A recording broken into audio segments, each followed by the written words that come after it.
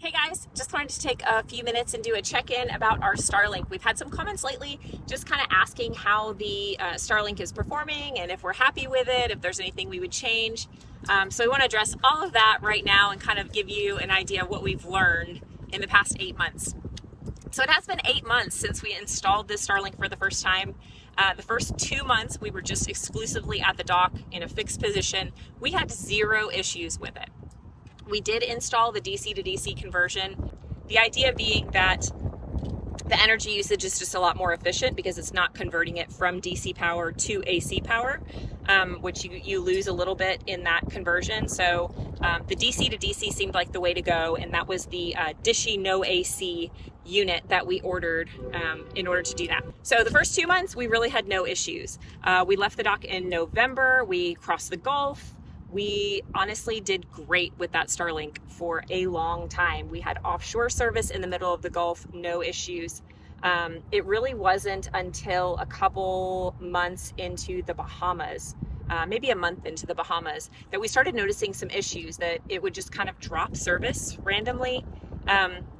And there were a couple of things that we thought might be causing that. We thought it might be an alignment issue. Every once in a while we get an alert saying like, oh, your dish is not aligned. Go out and, turn it 45 degrees or whatever.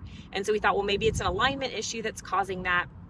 Someone else on one of the forums I looked at chimed in and said, it might be a power issue, that the Starlink needs a certain amount of power in order to run and boot itself up and then stay running.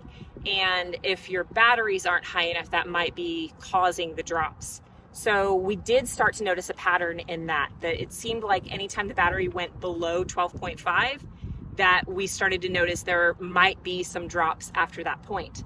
So because of that, we got really conscious about our energy usage, and we made sure everything was turned off at night. We weren't running anything unnecessarily. Reason being, I teach first thing in the morning. It's 5 o'clock. So I'm sometimes teaching for an hour and a half or sometimes 2 hours before there's enough light to get any juice into our solar panels. So because of that, I need those batteries to be as high as they possibly can be when I start teaching in the morning. So we started really monitoring that, doing a better job of just managing it in general. And that seemed to really make a difference, that as long as we could keep the batteries over 12.5, then we were in the clear. And then tragedy happened. If you saw that episode, I'll put a link to it here. Our first Starlink dish took a swim. So the jib sheet caught around it on our way into the Dominican Republic, launched it overboard, we lost it. So, well, we recovered it, but it was not savable. So we ended up getting this dish here in Puerto Rico. We've had this one now about 3 months, and it had more problems than the other one, and I don't have an explanation for that, but we have had so much trouble with this one dropping. It seemed like now it could be 12.5, 12.7. We were having it drop service at 13.2 on the batteries. So that theory was no longer proving to be true. The alignment issue still seemed to be a problem. We thought, well, maybe it's dropping because of the alignment. And we really just didn't know where to go from there. So I did end up reaching out to the Starlink support, which I've done before, but they're honestly not that helpful. They give you text responses that are like an AI bot. And then eventually, if you pursue it long enough, you will get connected to an actual agent, but it's still just a text conversation. You're not going to get to talk to anybody on the phone. So she recommended a whole bunch of different things. The one thing that she recommended that we hadn't tried yet was getting rid of any third-party hardware.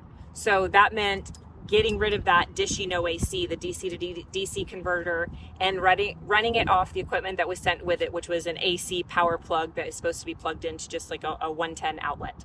So we did that, and we now have been running it, just plugging it directly into our inverter, and it seems to have solved all of our problems.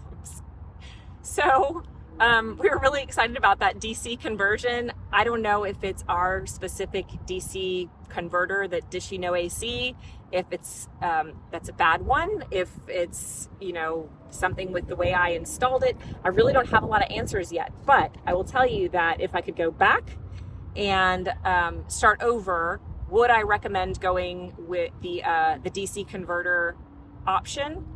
My answer is no, just because I've figured out that the AC is way more reliable. I don't know if it's just a more stable current because it's not being it's going through that inverter and it's a more steady source of power rather than the batteries are kind of going up and down. The DC levels are always going up and down with whatever the solar panels are doing.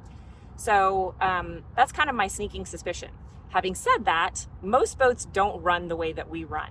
We run pretty bare bones. We don't have a microwave. We don't have a coffee maker. We don't have an ice maker. We don't have any of those things that a lot of sailors have on their boat that draw AC power. And so we're pretty bare bones in that respect. And the only thing that draws power on our boat on a continual basis, it's all DC power. It's the freshwater pump, it's lights, it's things like that. So when we turn the inverter on, it's just to run something. It's because we are charging my laptop, or it's because we are running the Starlink, and that's really it. Everything else, like I said, we stay pretty, off grid, so to speak, for everything else. So that may be a function here too, that people that are have a bigger battery bank, have a bigger solar bank, their batteries are just staying higher. The DC converter may work just fine when your battery levels are staying higher. Ours, we never like them to get below 12.5, so we're kind of just always monitoring, and for the most part, they don't, even with what we're using. So that may be a function of that. But for me personally, running a boat in this way with minimal electronics and things like that, I think I would have just skipped straight to this step where we're plugging it right into the inverter and not having to worry about it. So yeah, that's our update. If you have any advice, insights, comments, understandings about this guy that I don't have, ideas why something went wrong or why we were having so much trouble, I would love to hear your experience. Leave us a note in the comments. Thanks for watching. Like the video? Find us on Facebook, Instagram, and Patreon. And don't forget to hit that subscribe button to keep up with all of our adventures.